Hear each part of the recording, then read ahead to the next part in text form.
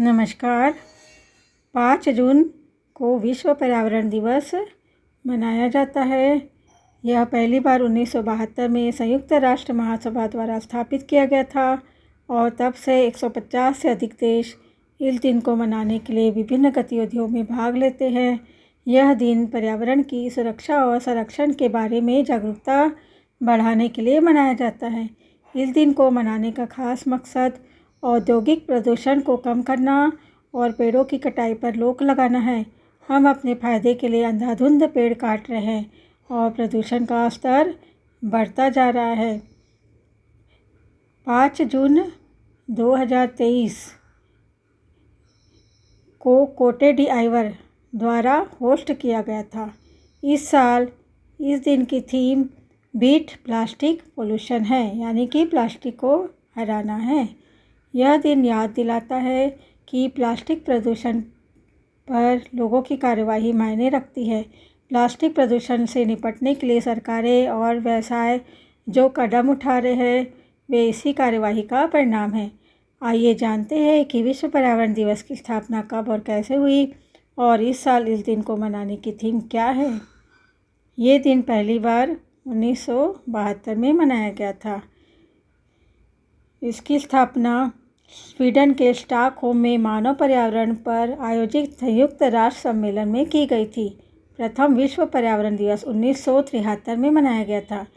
ये दिन लोगों में जागरूकता बढ़ाता है और पर्यावरणीय स्थिरता को बढ़ावा देता है। विश्व पर्यावरण दिवस लोगों को परिवर्तन करने के लिए प्रेरित करता है और पर्यावरणीय चुनौतियों का समाधान करता है।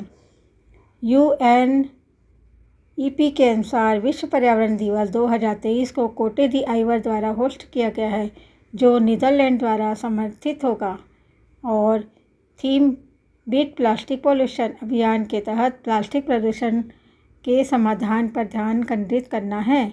आइवर कोस्ट ने 2014 में प्लास्टिक की थैलियों पर प्रतिबंध लगा दिया और रीयूजेबल मतलब फिर से उस प्लास्टिक का यूज़ करना इस पैकेजिंग को बढ़ावा दिया था।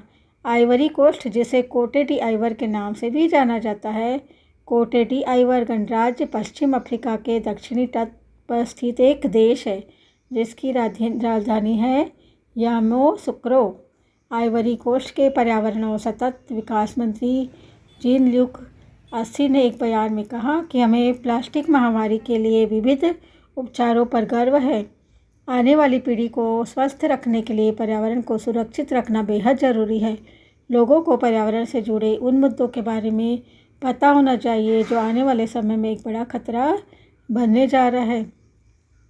प्लास्टिक प्रदूषण और स्वास्थ्य पर जो असर होता है उसके बारे में नीदरलैंड के पर्यावरण मंत्री विवियन ने कहा कि अर्थव्यवस्था और पर्यावरण पर इससे हानिकारक प्रभावों को हम नज़रअंदाज नहीं कर सकते हैं।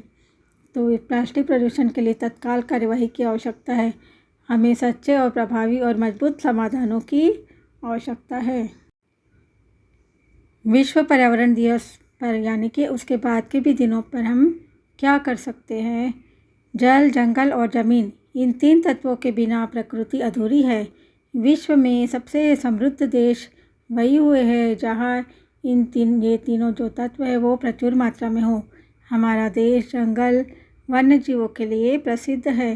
संपूर्ण विश्व में बड़े ही विचित्र तथा आकर्षक वन्य जीव पाए जाते हैं। हमारे देश में भी वन्य जीवों की विभिन्न विचित्र प्रजातियां पाई जाती हैं। इन सभी वन्य जीवों के विषय में ज्ञान प्राप्त करना केवल कौतूहल की दृष्टि से ही जरूरी नहीं है, बल्कि यह काफ़ी मनोरंजक भी होता है।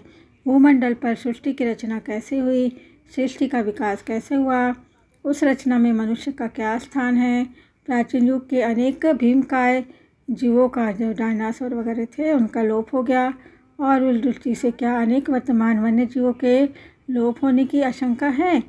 मानव समाज और वन्य जीवों का पारस्परिक संबंध क्या है। यदि वन्य जीव भूमंडल पर न रहे तो पर्यावरण पर तथा मनुष्य के आर्थिक विकास पर क्या प्रभाव पड़ेगा। तेज़ी से बढ़ती हुई आबादी की प्रतिक्रिया वन्य जीवों पर क्या हो सकती है आदि प्रश्न गहन चिंतन और अध्ययन के हैं।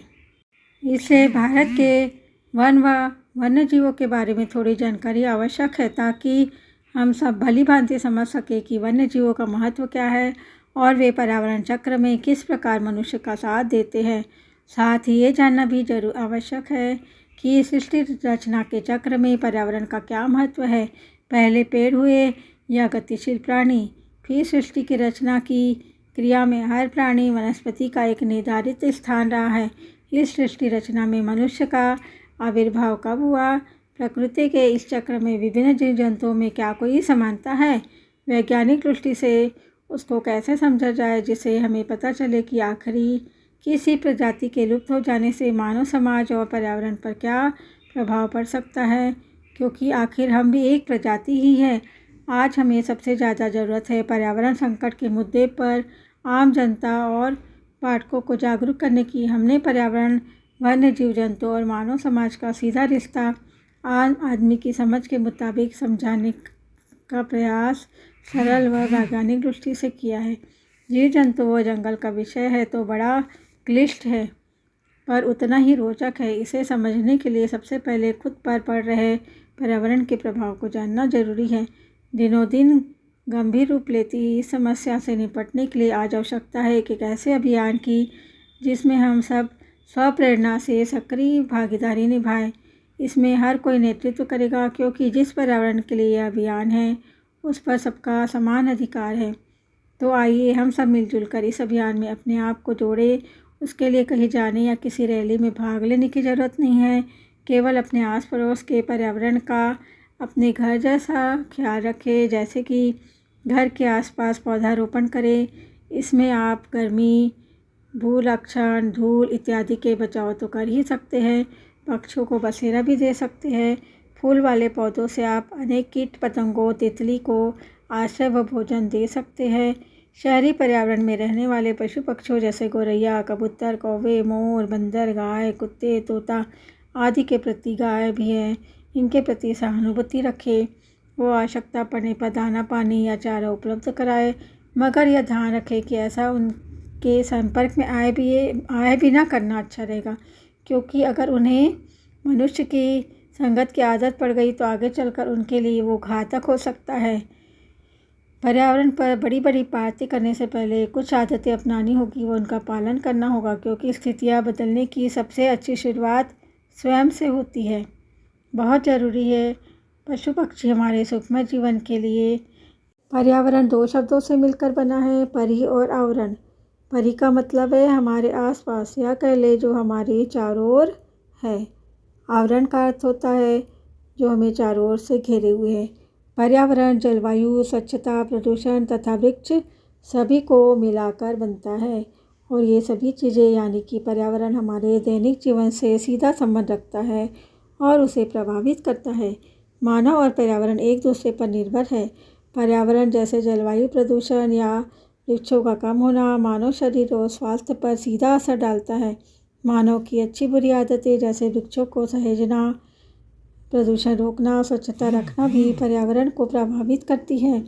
मानव की बुरी आदतें जैसे पानी दूषित करना, बर्बाद करना, वृक्षों की अत्यधिक मात्रा में कटाई करना, अस्वच्छता आदि पर्यावरण को बुरी तरह से प्रभावित करता है।